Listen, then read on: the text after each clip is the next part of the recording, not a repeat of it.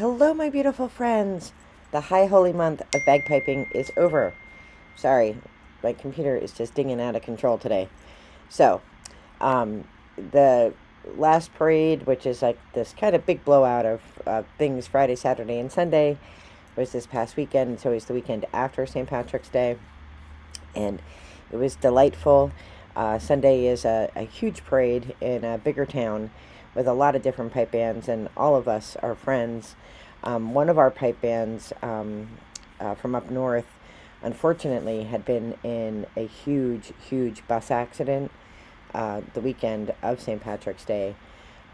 Their school bus that they had rented lost its brakes coming off an exit and slammed into a tractor trailer that was parked on the exit. And fortunately, no one was, fatally injured, but everybody was sent to the hospital.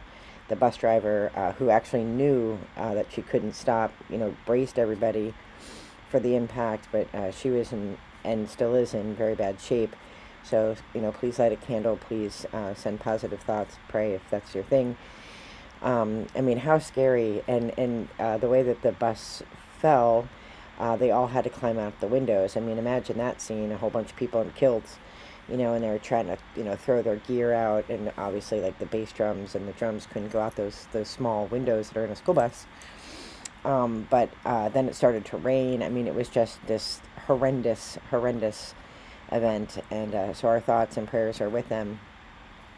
And, when I was thinking about us on Sunday, all the pipe bands, everybody asked, how are they doing? They typically don't do that parade, so we wouldn't have seen them anyway, but, at that parade. But, everybody was genuinely concerned, and I thought, like, what an amazing community. And I know, like, for every hobby, like, in the hiking community, there's a very strong community, in the Appalachian Trail long distance community, there's a really strong community. Red Cross, there's a really strong community, and so it just made me think about how community really helps us get through great times. Like this weekend was a great time. We had a lot of fun, but it also comes together and rallies around people when they're going through stuff, as the piping community has rallied around this particular band.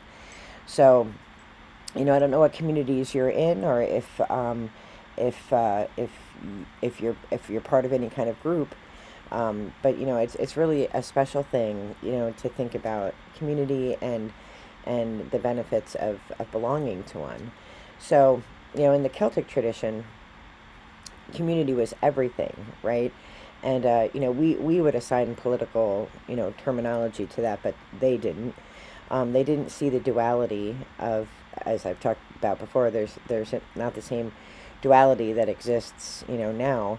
And so everybody lived in community, and even in the religious parts of the community, they lived in community.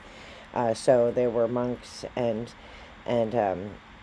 sisters who lived excluded. They chose to live a hermetic lifestyle, but for the most part, they lived in and around other people. And there's evidence going way back that religious people were in fact married too and had families. And there's some debate whether Bridget herself had children. So community is a very big part of the Celtic culture. I'm sure it's part of other cultures as well.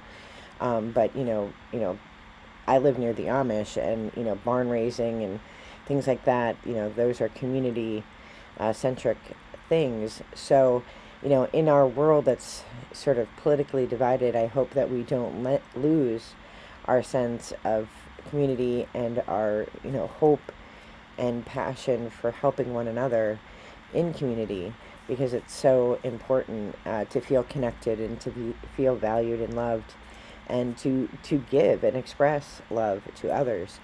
So I was just thinking about that this weekend, and so I had a great March. It was very busy, and I'm eager to return to my regularly appointed programming, and I am wishing you all the very best in light and love. Be well. Take care. Bye-bye.